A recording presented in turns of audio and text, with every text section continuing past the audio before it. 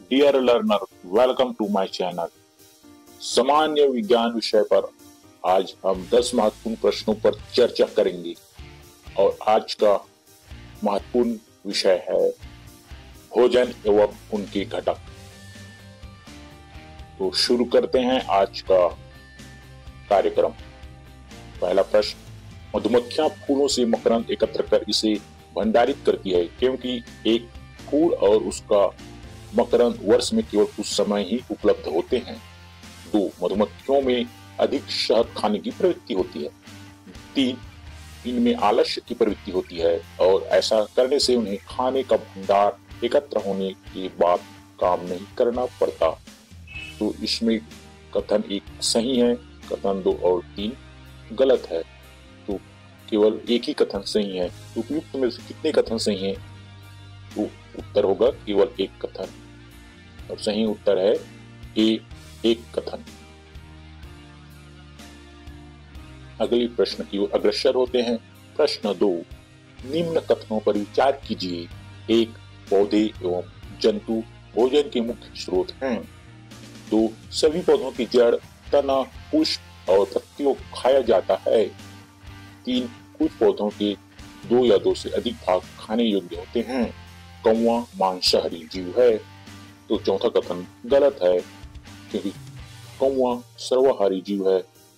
और उसी प्रकार दूसरा कथन भी गलत है क्योंकि सभी पौधों की जड़, तना, पुष्प और पत्तियों को खाया नहीं जाता।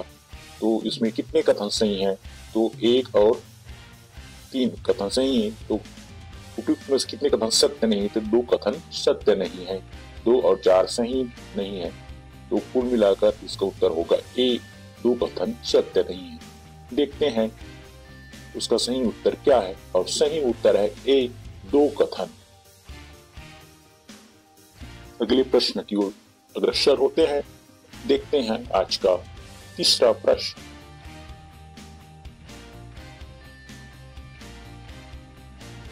और आज का तीसरा प्रश्न इस प्रकार है। प्रश्न 3, निम्नलिखित में से कौन सा भोजन के पोषक तत्वों में सम्मिलित हैं? 1. खनिज लवण, 2. विटामिन एवं प्रोटीन, 3. आहारी रेशे, रुक्षांश, 4. कार्बोहाइड्रेट एवं वसा। तो दिए गए 4 कथनों में खनिज लवण भोजन के पोषक तत्व में सम्मिलित है, विटामिन एवं प्रोटीन भी सम्मिलित है, 4 कार्बोहाइड्रेट एवं वसा भी सम्मिलित है। तीसरा आहारी रेशे जो भोजन की घटक में पोषक तत्वों में सम्मिलित नहीं है।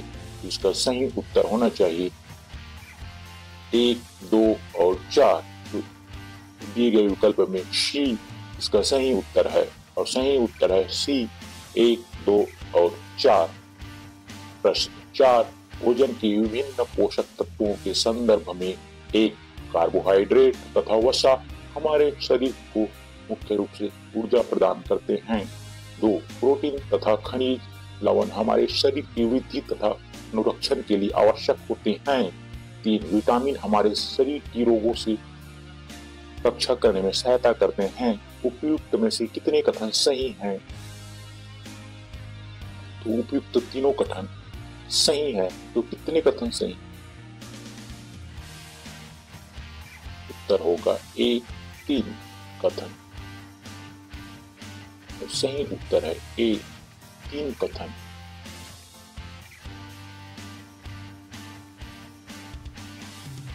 अगले प्रश्न की ओर बढ़ते हैं। आज का 5वां प्रश्न, कार्बोहाइड्रेट के विभिन्न प्रकारों के संदर्भ में विचार कीजिए। 1. अमीनो अम्ल, 2. मन स्टार्च, 3. शर्करा। उपयुक्त में से कौन सा कार्बोहाइड्रेट का प्रकार नहीं है? तो अमीनो अम्ल जो है कार्बोहाइड्रेट का प्रकार नहीं है। मन एवं स्टार्च कार्बोहाइड्रेट का प्रकार है। अमीनो अम्ल प्रोटीन से संबंधित है। तो इसका सही उत्तर होना चाहिए 2 और 3। और दिए गए ऑप्शन में कौन सा कार्बोहाइड्रेट का प्रकार नहीं है? तो इसका उत्तर होना चाहिए ए, केवल 1, क्योंकि अमीनो अम्ल कार्बोहाइड्रेट का प्रकार नहीं है। और सही उत्तर है ए, केवल 1।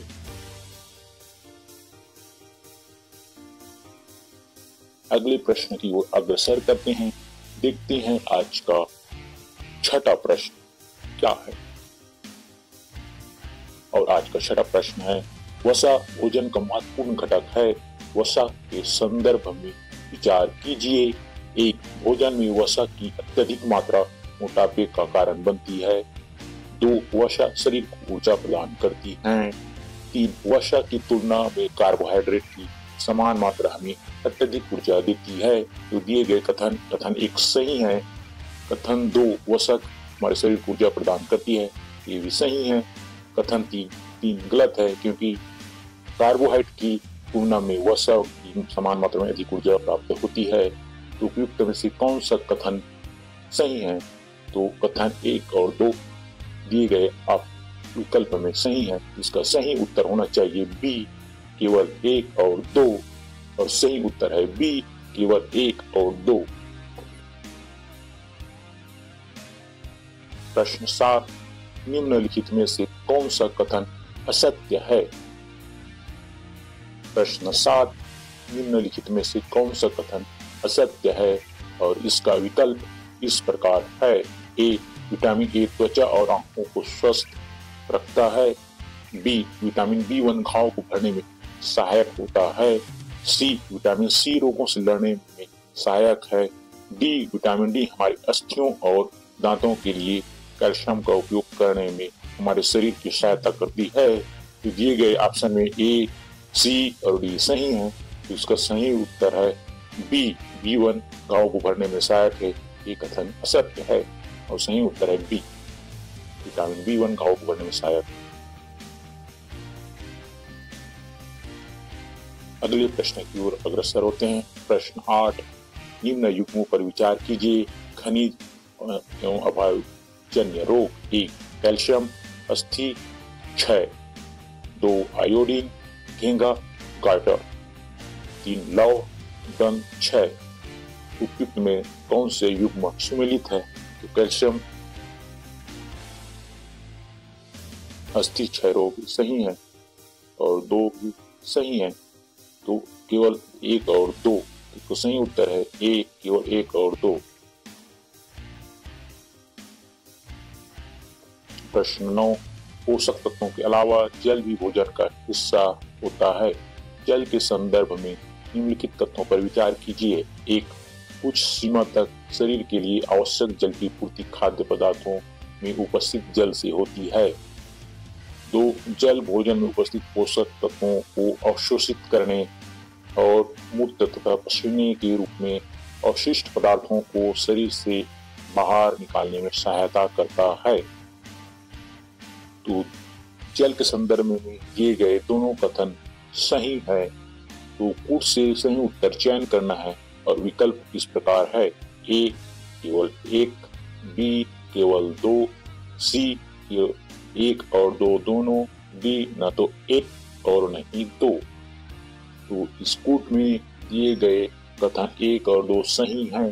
इसका सही उत्तर होना चाहिए सी, 1 और 2 दोनों। देखते हैं सही उत्तर क्या है, और सही उत्तर है सी, 1 और 2 दोनों। अग्रसर करते हैं आज की अंतिम प्रश्न की ओर। देखते हैं आज का अंतिम प्रश्न क्या है। प्रश्न 10 सुमेलित कीजिए। ए, विटामिन और सूची 2 में है अभाव जन्य रोग। विटामिन ए, बेरी रोग। Vitamin B1 rickets. Vitamin C, दृष्टिहीनता। Vitamin D, scurvy. तो विटामिन बी की कमी से होता है दृष्टिहीनता। विटामिन B1 की कमी से होता है बेरी रोग। विटामिन सी की कमी से होता है स्कर्वी और विटामिन डी की कमी से होता है रिकेट्स। तो दिए गए विकल्प में से विकल्प विकल्प ए जो है सही है। ए का 3, बी का 1, सी का 4 और डी का 2। एक युग्म सुमेलित है, तो इसका सही उत्तर होना चाहिए ए। देखते हैं इसका सही उत्तर क्या है, और सही उत्तर है ए। ए का 3, बी का 1, सी का 4 और डी का 2। इसी के साथ आज 10 प्रश्नों की यहाँ सीरीज समाप्त होता है। विद्यार्थियों को बहुत बहुत धन्यवाद।